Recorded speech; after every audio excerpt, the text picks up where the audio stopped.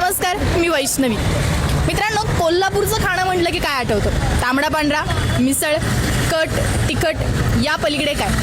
या पलीकडे खूप काही आहे. कोल्हापूर जसं माणुसकीसाठी प्रसिद्ध आहे ना, तसं कोल्हापूर खाण्यासाठी सुद्धा खूप प्रसिद्ध आहे. आणि आपण या भागामध्ये बघणार आहोत की कोल्हापूरच्या पडद्यामागचे पदार्थ काय आहेत. कोल्हापूरमध्ये तांबडा पांढरा आणि मिसळ यांना टक्कर देणारे, त्याच्या तोडीस तोड चांगले चविष्ट पदार्थ काय मिळतात हे आजच्या व्हिडिओमध्ये आपण बघणार आहोत. मी आत्ता उभी आहे कोल्हापुरातल्या जनता भुवनच्या बाहेर. 1976 सालापासून सुरू असलेलं हे हॉटेल आपल्याला चांगल्या चवीचे आणि चांगले पदार्थ देतं. मी आज जाऊन काही पदार्थ ट्राय पण करणार आहे, तुम्ही नक्की बघा.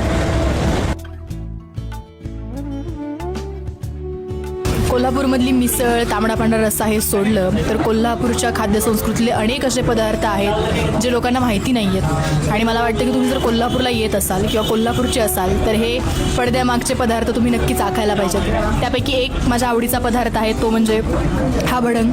जनता भडंग नावाची जागा आहे आणि तिथे मिळणारा हा भडंग खूप वर्षांपासून एका छोट्याशा जागेमध्ये लोक येतात हा भडंग खास करून खाण्यासाठी. जर तुम्ही कोल्हापूरचे असाल, कोल्हापुरात येणार असाल तर ही जागा अजिबात चुकवू नका. तर अजून एक ऑप्शन आहे तो म्हणजे खांडोळी. मी आत्ता जनता हॉटेलमध्येच खांडोळी खाते आणि ब्रेड आणि अंडे यांच्यापासून बनवलेला हा सुंदर पदार्थ मी कोल्हापुरात याच्या आधी खूपदा खाल्ला आहे, पण विशेष जनता हॉटेलमध्ये मला खांडोळी आवडते.